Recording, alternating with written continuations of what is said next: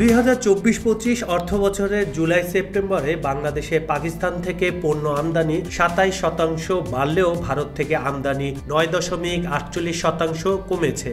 আর এতে চিন্তায় পড়ে গেছে প্রতিবেশী দেশটি। ভারতীয় পণ্য রপ্তানিতে বাংলাদেশের স্থান চতুর্থ। এই বিশাল বাজার হাতছাড়া হওয়ার ভয়ে রয়েছে মোদি সরকারের। বাংলাদেশ পাকিস্তান থেকে পোশাক ও কাঁচ শিল্পের কাঁচামাল, রাসায়নিক এবং পেঁয়াজ আলু আমদানি করে থাকে। প্রথম প্রান্তিকে পাকিস্তান থেকে আমদানি হয়েছে $179.4 মিলিয়ন, যা আগের বছরের তুলনায় অনেক বেশি। আর ভারত থেকে আমদানি করা হয়েছে $2052.1 মিলিয়ন, যা আগের বছরের তুলনায় কম। বিশ্লেষকরা বলছেন, পাকিস্তানের সঙ্গে কূটনৈতিক সম্পর্ক উন্নতি ও বাণিজ্য বৃদ্ধির ফলে আমদানি বেড়েছে। করাচি চট্টগ্রাম বন্দরে সরাসরি জাহাজ চলাচল এই উন্নয়নে বড় ভূমিকা রাখছে। তবে ভারত এখনও বাংলাদেশের দ্বিতীয় বৃহত্তম আমদানির উৎস। চীনের পরই দেশটি থেকে বাংলাদেশ সর্বোচ্চ পরিমাণে পণ্য আমদানি করে থাকে।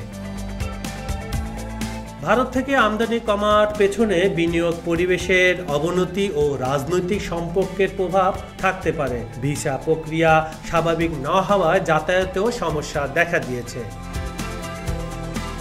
অন্যদিকে পাকিস্তানের সঙ্গে সরাসরি ফ্লাইট চালুর উদ্যোগও বাণিজ্য বৃদ্ধিতে ভূমিকা রাখছে। পাকিস্তান থেকে টেক্সটাইল ও খাদ্য সামগ্রী আমদানি বাড়ছে। ভবিষ্যতে কূটনৈতিক ও বাণিজ্যিক সম্পর্ক আরও দৃঢ় হতে পারে বলে বিশ্লেষকরা ধারণা করছেন।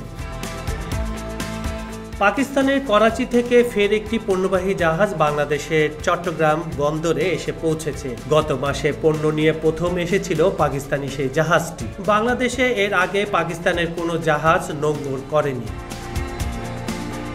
ডক্টর ইউনূস অন্তর্বর্তীকালীন সরকারের প্রধান উপদেষ্টা হওয়ার পর পাকিস্তানের সঙ্গে সখ্য বাড়াতে নেওয়া পদক্ষেপগুলোর মধ্যে সরাসরি বাণিজ্য অন্যতম। তার দায়িত্ব নেওয়ার 4.5 মাসের মধ্যে একমাত্র পাকিস্তানের প্রধানমন্ত্রী শাহবাজ শরীফের সঙ্গে ইউনূস 2 বার সাক্ষাৎ করেছেন। আগামী বছরের শুরুর দিকে ঢাকা সফরে আসতে পারেন পাকিস্তানের প্রধানমন্ত্রী। 1971-এর সংঘাত যুদ্ধের অতীত পাশ কাটিয়ে সম্পর্কের ঘনিষ্ঠতা বাড়িয়ে এগিয়ে যেতে চাইছেন দুই দেশের সরকার প্রধান। পাকিস্তানের সঙ্গে শুধু বাণিজ্য নয়, শিক্ষা সংস্কৃতিতেও মৈত্রী স্থাপনে উদ্যোগী হয়েছে বাংলাদেশ।